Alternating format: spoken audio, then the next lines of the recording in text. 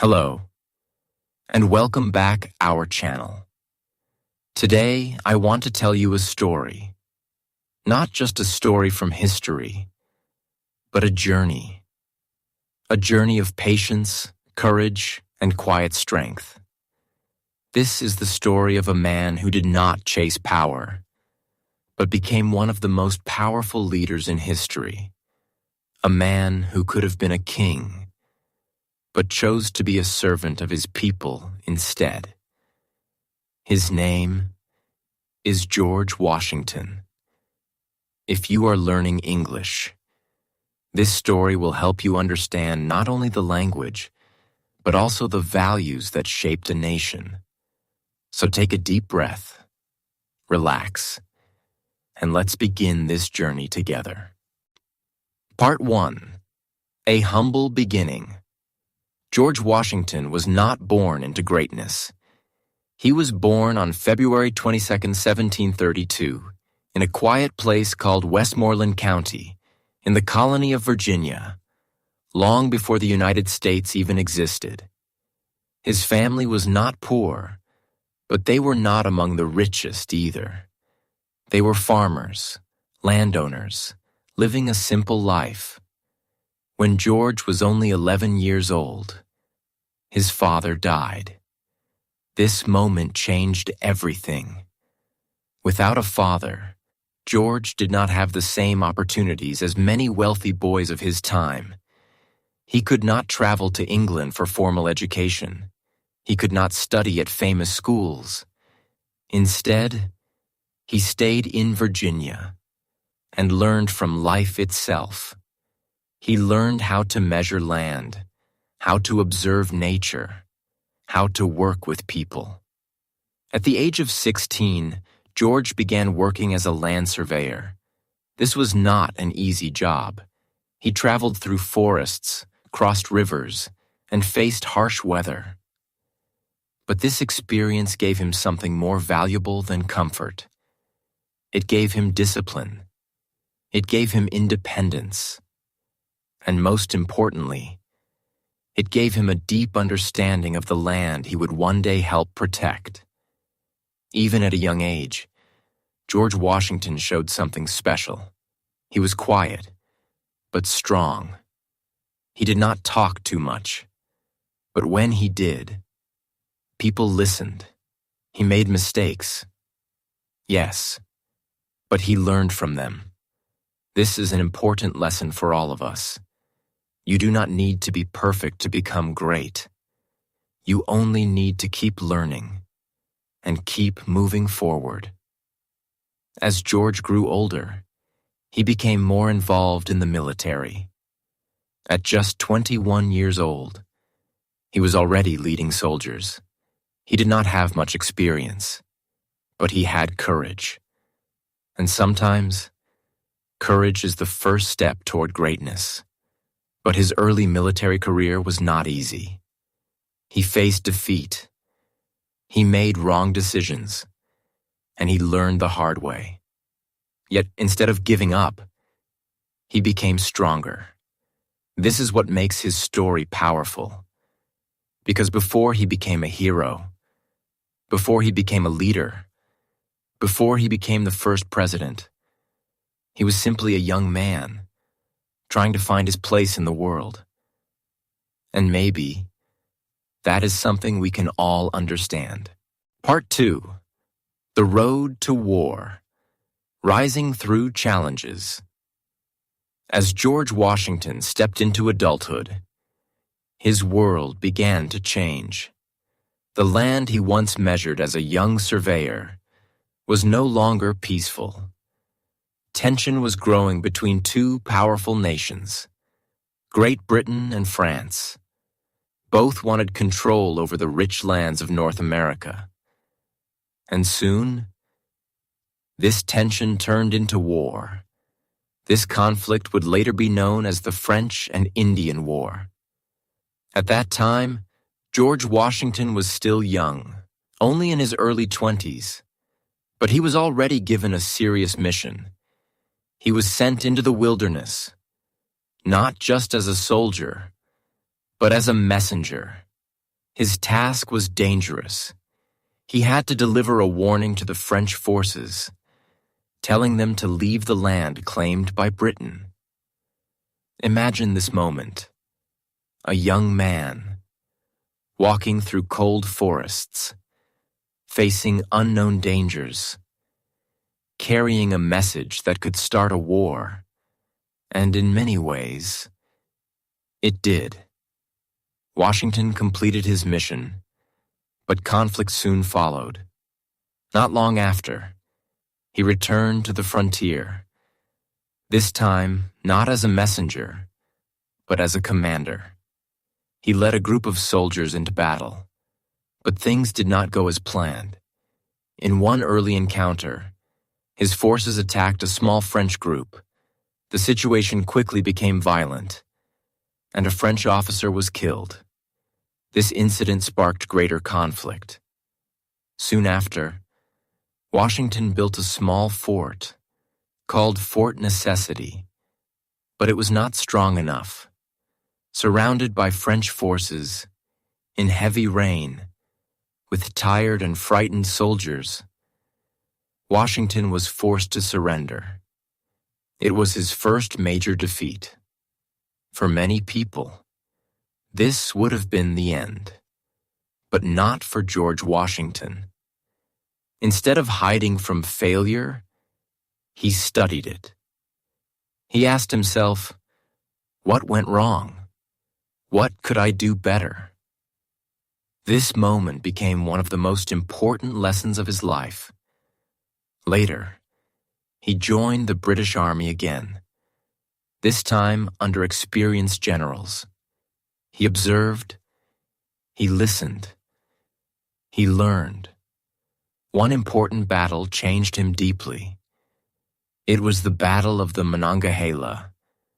During this battle, British forces were surprised and attacked. Chaos filled the battlefield. Soldiers ran. Officers were killed. Fear spread quickly. But George Washington did not run. He rode his horse across the battlefield, delivering messages, trying to bring order to the chaos. Bullets flew all around him. 2 horses were shot from under him. His coat was pierced by bullets. And yet, he was not injured. Many people believed he was protected by something greater. This moment made him famous. People began to see him differently, not just as a young officer, but as a man of courage, a man who could stand strong, even when everything was falling apart. But Washington did not become proud. Instead, he became more careful, more thoughtful. He understood something very important. Bravery alone is not enough. A great leader must also have patience, wisdom, and control. The war eventually ended, with Britain gaining more control over the land. But something had changed inside Washington. He had seen war closely. He had felt fear. He had experienced defeat. And he had survived. These experiences shaped him. They prepared him for something much bigger in the future. Because one day, he would not be fighting for Britain. He would be fighting against it. And that would change the course of history. Part 3. A Leader Emerges. The Call of Revolution. After the war ended, George Washington returned to a quieter life. He went back to Virginia, to his home at Mount Vernon. There, he focused on farming, on land, on building a stable life. To many people, this might have seemed like the end of his story. But history had other plans. Because while Washington was living in peace, something was changing across the colonies. The British government, after winning the war, was now in debt. And to solve this problem, They began to place taxes on the American colonies. Taxes on paper, on goods, on daily life. Laws were created, but the colonists had no voice in them, no representation. This led to a powerful idea. Taxation without representation is unfair. People began to question authority. They began to speak up. And slowly, a spirit of resistance began to grow. One important moment came in 1773, known as the Boston Tea Party. Colonists protested by throwing British tea into the harbor. It was not just about tea. It was about freedom, about dignity, about the right to decide their own future.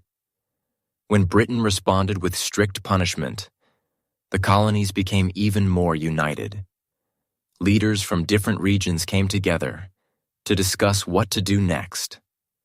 This gathering became known as the First Continental Congress, and this is where George Washington stepped back into history.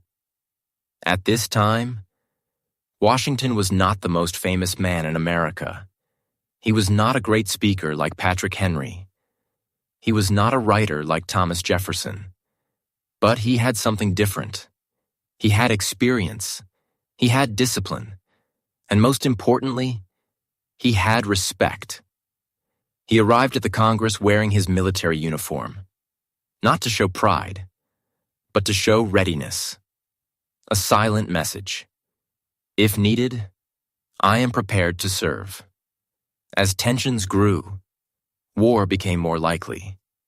In 1775, the first battles of the American Revolutionary War began. The colonies needed a leader, not just any leader. They needed someone who could unite people from different backgrounds, with different ideas. Someone calm, strong, and trusted. And so, the Continental Congress made a decision. They chose George Washington to be the commander-in-chief of the Continental Army. This was a huge responsibility. The army was not well trained. There was little money, little equipment, and many uncertainties. But Washington accepted the role, not for power, not for fame, but for duty. He said he would serve, and he would not take a salary. This decision showed something powerful. He was not leading for himself. He was leading for a cause, for freedom, for a future that did not yet exist. As he took command, Washington understood the challenges ahead. He was not leading a professional army. He was leading farmers, workers, ordinary people. But sometimes, ordinary people can do extraordinary things if they believe. And Washington believed. He believed that the colonies could stand on their own. He believed that freedom was worth the struggle. And most importantly, he believed in his people. This belief would become the foundation of everything that followed. Because leadership is not just about giving orders. It is about giving hope. And in a time of uncertainty, George Washington became that hope. Part 4. The hardest years: war, loss, and endurance. War is never easy.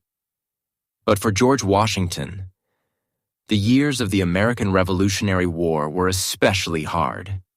From the very beginning, he faced a powerful enemy. Great Britain had one of the strongest armies in the world. Well-trained soldiers, experienced generals, and a powerful navy. In contrast, Washington's army was fragile. Many soldiers had little training. Some had no proper uniforms. Others had no shoes. Food was often limited. Weapons were not always reliable. And perhaps the hardest part, many soldiers did not stay. They came. They fought. And then they left. This made it difficult to build a strong, stable army. Washington understood this problem. He knew that winning battles was important, but keeping the army together was even more important. In the early years, the Continental Army suffered many defeats. One of the most painful moments came when the British captured New York. Washington tried to defend the city, but his forces were pushed back. It was a heavy loss. Many soldiers were captured. Hope began to fade. At that moment, everything seemed uncertain, but Washington did not give up. Instead of making risky decisions, he chose to retreat, to step back, and protect what remained of his army. Some people criticized him. They wanted quick victories. But Washington saw the bigger picture. He knew something very important. If the army survived, the fight could continue. And so, he waited. He observed. He planned. Then came one of the most famous moments of the war. It was winter, in 1776. Cold, dark, and dangerous. Washington made a bold decision. On the night of December 25th, he led his soldiers across the icy Delaware River. This moment is remembered as the crossing of the Delaware. The conditions were terrible. Freezing winds, floating ice, tired men. But Washington moved forward because he knew sometimes great risks bring great change. After crossing the river, his army launched a surprise attack on enemy forces in Trenton. And this time, they won. It was not a huge battle, but it was a turning point. It gave people hope again. It showed that victory was possible. Still, the war was far from over. The following years were filled with struggle, losses, long marches, and constant pressure. But nothing tested the army more than the winter at Valley Forge. This place became a symbol of endurance. Soldiers lived in small huts, in freezing temperatures. Many were sick. Many were hungry. Some had no shoes, leaving bloody footprints in the snow. It was a time of suffering, a time when many could have given up. But something remarkable happened. Instead of falling apart, the army grew stronger. With the help of a skilled officer named Friedrich von Steuben, the soldiers began to train in a new way. They learned discipline. They learned coordination. They became more organized. And Washington was always there. Not far away, not safe and comfortable, but with his men, sharing their hardship, encouraging them, leading by example. This is what true leadership looks like. Not just standing in front during victory, but standing beside your people in their darkest moments. By the time winter ended, the army was no longer weak. It was stronger, more prepared, more united. Washington had not just kept the army alive, he had transformed it. And this transformation would soon lead to something greater. Because the hardest years often build the strongest leaders. And George Washington was becoming exactly that. Part 5. Turning the Tide. From survival to victory. After years of struggle, something began to shift. The Continental Army, once weak and unorganized, was no longer the same. Thanks to discipline, training, and the leadership of George Washington, it had become stronger, more confident, more united. But strength alone was not enough to win a war. Washington understood this clearly. To defeat a powerful empire like Great Britain, he would need more than courage. He would need strategy, patience, and allies. One of the most important turning points came after a major American victory. This moment convinced another powerful nation to join the fight. That nation was France. France had been watching the war closely. At first, they were uncertain. But when they saw that the American forces could stand and fight, they made a decision. They would support the colonies, not just with words, but with money, with weapons, with soldiers, and with ships. This changed everything.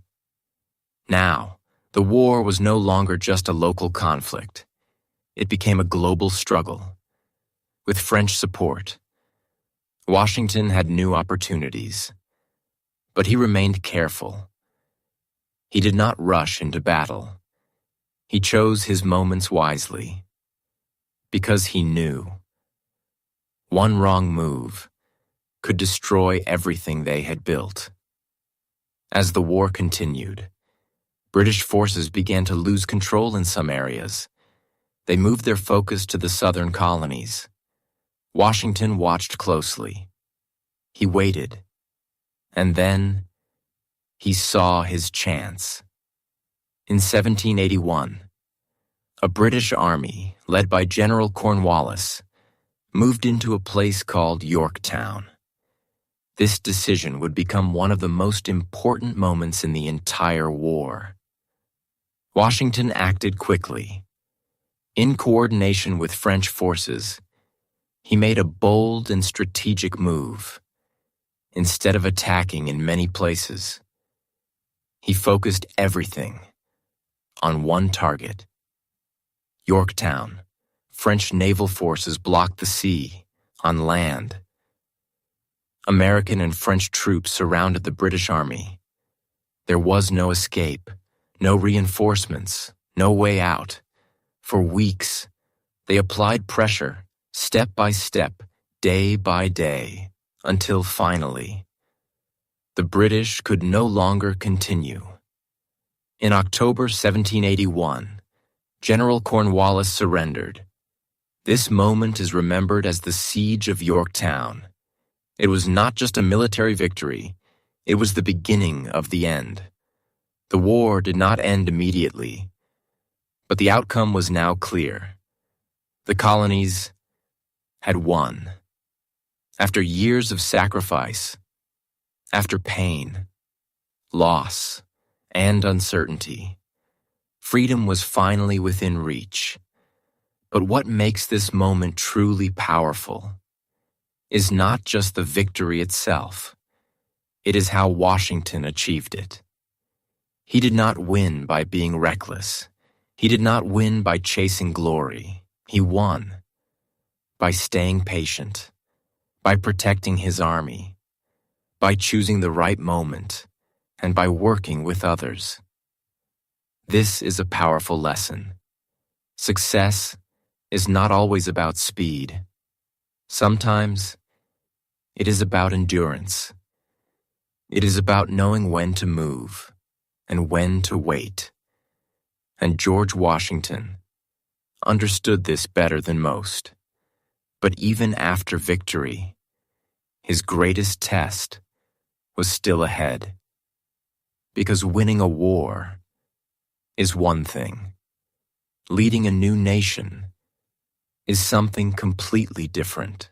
Part 6. Power and Restraint. The Man Who Refused to be King. Victory changes everything. After the success at Siege of Yorktown, the war slowly came to an end. The colonies were no longer just colonies. They were becoming a new nation, a nation that would soon be known as the United States. But with victory came a new challenge. What kind of nation would this be? Who would lead it? And how would power be used? At that time, many countries were ruled by kings. Power was often taken and rarely given up. History had shown this again and again. Strong military leaders, after winning wars, often became rulers. Some even became kings. And now, George Washington stood in that exact position. He had led the army to victory. He was respected. He was trusted. He was admired. If he wanted power, he could have taken it. In fact, some people even suggested it. They believed he should become a king. They thought a strong ruler would bring stability to the new nation. But Washington saw things differently. He had not fought a war to replace one king with another. He had fought for freedom, for independence, for a government where power belonged to the people. And so, he made a decision that surprised many. He chose to step down. In 1783, before the war had fully settled in peace, Washington resigned as commander-in-chief of the army. He returned his power to the civilian government. This moment is remembered as one of the greatest acts of leadership in history, because giving up power is often harder than gaining it. King George III himself was told about this decision, and he reportedly said, "If he does that, he will be the greatest man in the world." Think about that. A king, recognizing the greatness of a man who refused to become one. Washington returned once again to his home at Mount Vernon. He did not seek attention. He did not try to control the future. He simply went back to his life as a private citizen. But his influence did not disappear. In fact, it grew even stronger, because now people saw something rare: a man who could lead and also let go. A man who understood that true power is not about control, but about responsibility. This decision set an example, not just for America, but for the world. It showed that leadership can be guided by principles, that a nation can be built on trust, and that freedom requires restraint. But once again, history was not finished with him, because even though he stepped away, the nation he helped create would soon need him again. And when that moment came, George Washington would answer the call. Part 7. Becoming the first president. A legacy begins. After stepping down from power, George Washington believed his public life was over. He had done his duty. He had led the army. He had helped win independence. Now he wanted peace. But the new nation was not yet stable. The United States was still young. There was no strong central government. The system in place was weak. States argued with each other. Money problems grew, and many people began to worry. Could this new country survive? It became clear that change was needed. In 1787, leaders gathered to create a new system of government. This meeting became known as the Constitutional Convention, and once again, George Washington was called to serve. He did not speak often during the convention, but his presence brought trust, stability, respect. People believed in him, and that belief helped unite different voices. The result of this convention was the creation of the United States Constitution, a new foundation for the nation, a system built on balance, law, and shared power. Now, the country needed a president, someone to lead, not as a king, but as a servant of the people. There was no election campaign like today, no competition, no debate. Because for many people, there was only one choice: George Washington. In 1789, he was unanimously elected the first President of the United States. This moment marked a new beginning, not just for him, but for the entire nation.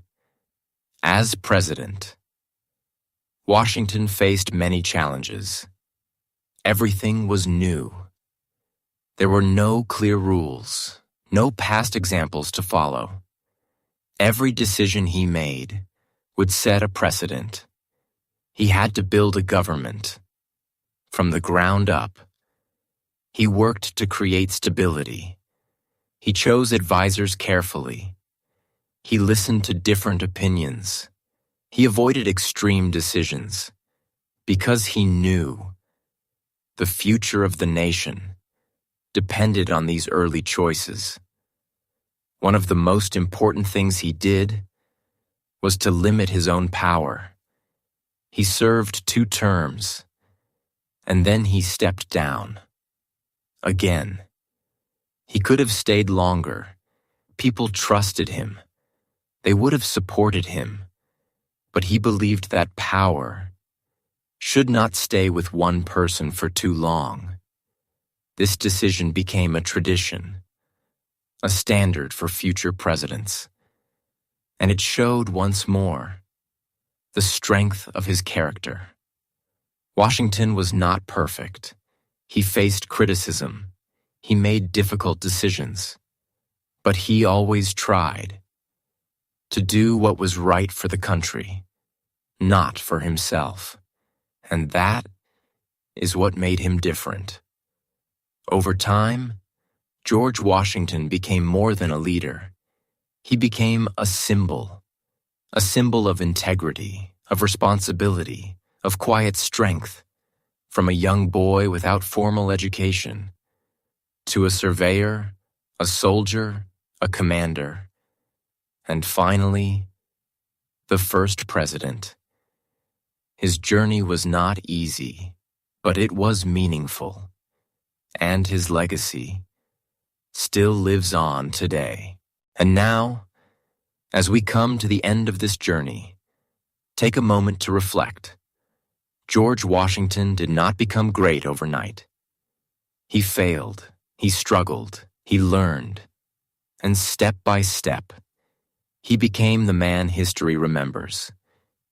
If you are learning English, remember this: every word you learn, every sentence you understand, is part of your own journey. Progress takes time, just like success. If you found this story helpful and want to improve your English through meaningful stories, consider subscribing to this channel. Because here, we don't just learn English. We learn ideas. We learn history. We learn how to grow. Thank you for listening, and I'll see you in the next story.